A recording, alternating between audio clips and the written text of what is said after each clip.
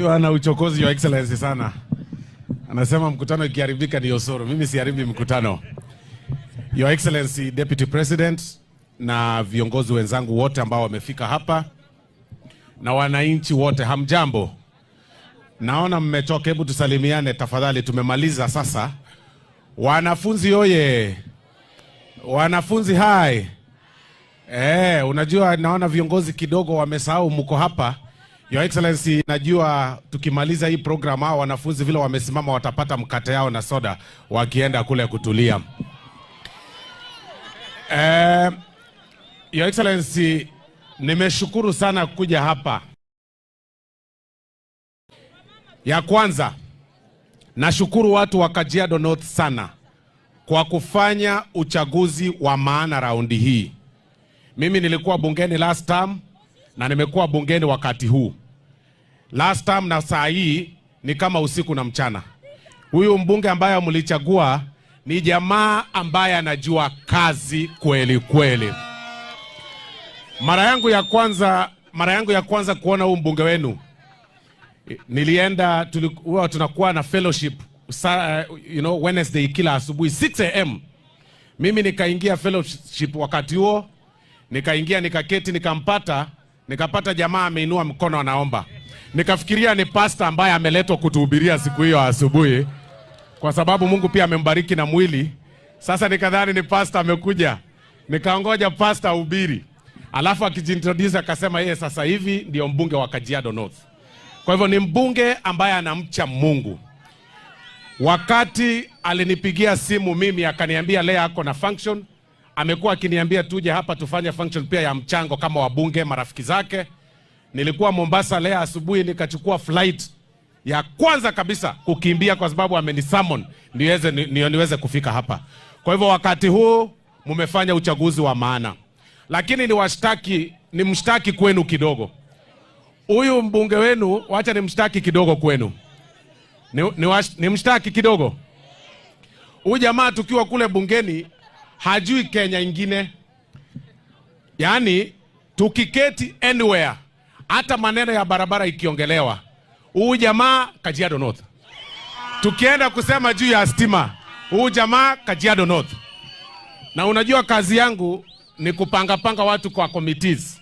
Huyu jamaa anakuja kwangu, nataka uniweke hii committee, nataka tena uniweke hii, nataka uniweke hii, watu wangu wako na shida. Wewe Ngogoyo, nataka ujue Kenya ni kubwa, acha kupenda watu wa Kajiado North peke yake. Tena na nyinyi mnanikataza. Aendelee na hiyo kazi. Aendelee.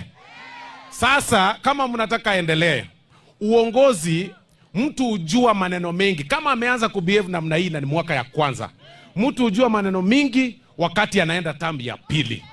Mimi vile nilienda term ya pili ndio nilijua maneno mingi. Huyu ndio muone maneno mingi katika Kajiado North. Lazima mtafute njia mumuongeze term mwingine, hiyo kura nyingine ikifika.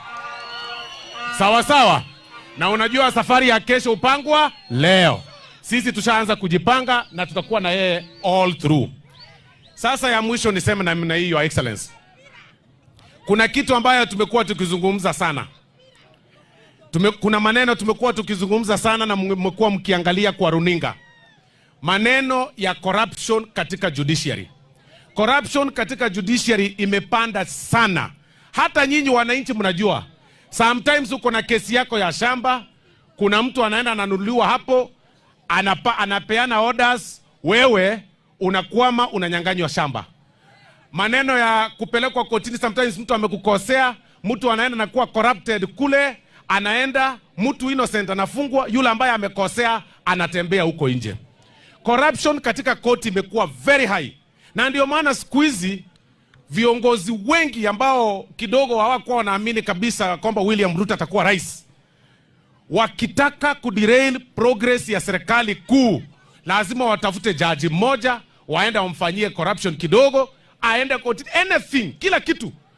Juzi wakati barabara ilikuwa inafunguliwa kule Nyandarua, mtu akaenda kotini akasema kuna miti inakatwa, sasa hiyo barabara isijengwe, na akapata order. Barabara ikasimamishwa, haikujengwa. Na ni barabara kubwa na ni rough road mbaya sana. Akapata order, akaambiwa unajua miti conservation, miti sijui nini, miti 5 ilikuwa tu hapo kwa barabara. wakaenda wakapata order, contractor akatolewa site, wananchi wakaumia. Juzi the other day tumekuwa bungeni, tumepitisha maneno ya Haiti, maneno ya polisi. Kenya imeanza kutengeneza urafiki kule nje all over. Tumepata urafiki na tumeambiwa ya kwamba mahali serikali zingine zinataka tusaidie, bunge ikapitisha ya kwamba na pamoja na serikali askari wetu waende kutumwa mahali ambapo hakuna amani. Mtu ameenda kotini, ametafuta njia pia, anatasema hapana, kidogo mnainua Kenya juu sana, amepata tena order, amesimamisha ati polisi na wanajeshi na kila mahali wasiende kule nje kwa sababu Kenya itainuka juu. Na mimi naambia Mheshimiwa Naibu wa Rais, sisi tunaheshimu uamuzi wa koti, lakini saa zingine mahali kidogo wanakosea, tuambie ukweli. Kama hii ingine ya Haiti, ni vizuri tuambie ukweli, Your Excellency. Wanakosea Mheshimiwa Rais. Hakuna kitu itaendelea Kenya kama kila project ambayo tunataka kuanzisha, hata hii dam ambayo umefungua, kesho utaona kuna mtu, Your Excellency, atakuwa kidogo kichwa imeruka, aende kotini aseme hii dam, hii shamba kidogo hapana, itakuwa inalisha watu, maji itaenda hii side, iache hii side, alafu apate order, atumie corruption, alafu upate hiyo damu imesimama. Your Excellency, kidogo hii maneno lazima tuangalie. Corruption in the judiciary is deep rooted.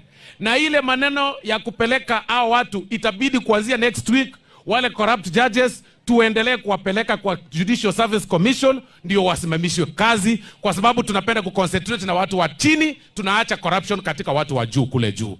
Hiyo ni kitu ambayo tunafaa kuangalia. Ya mwisho, Your Excellency, watoto wengi ambao wamemaliza shule darasa la 8 kidogo bado kuna wale wako nje. Hata kama saa zingine watu wanasema kuna basari ya wabunge, ni ukweli. Kuna basari ya women rep, ni ukweli. Lakini wakati tunapiga hesabu yote, unapata bado hiyo pesa inakuwa insufficient. Kuna mtoto unapata form 1 waziri akiwa hapa, hajaingia, mimi napata message bado hapa ya kwamba tuko nje, hata hakuna shopping. Kama inawezekana sometimes hii maneno ya kuingia term 1, mzazi aachiwe term 1 ya kwanza, aingiange free akijipanga, ndio maisha iendeleage huko mbele. Saa zingine because akiingia, mwambie tu nunua uniform, nunua na kiatu, ingia shule, tumekupatia miezi 6 ujipange. Kwa sababu watu wako na watoto wengi, alafu kidogo maisha kidogo inakuwa kali, saa zingine pesa inakosa. Ikiwezekana, najua waziri anasema ni ngumu, lakini inaweza. Serikali yetu inaweza, tukiweza kujikaza on that angle. Kwa hayo machache na mengi, watu wa Kajiado North, huyu jamaa ametuambia kwa sababu ni rika yangu, ameniambia nije pamoja na vijana wenzangu tuje kufanya mchango kwa vijana na vikundi za wamama.